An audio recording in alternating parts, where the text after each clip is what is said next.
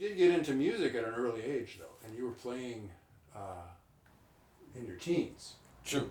My first experience with music was we had 7 trash cans outside of our apartment in the back, and I used to just beat the lids on those. It was a beatbox. Exactly, that was the start. Yeah, but then around the Bay Area as a teenager, I started getting our first gigs were here in Berkeley, at UC Berkeley for frat parties, for Yeah. keggers, Yeah. and that's the first time I actually saw I could make a little money from this. Yeah. Oh, cool. Yeah.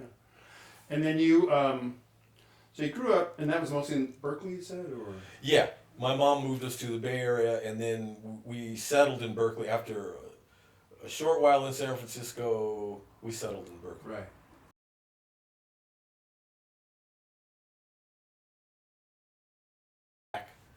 Home. And so after a couple of weeks visiting there, my plan was to come back to the Bay Area, and I went to visit a friend that the two of us had met in San Francisco from Rome, and he invited me to come to Rome before I went back home. That visit to him in Rome was the key to opening up 25 years in Europe after. The second night I was there, he took me to hear a salsa band.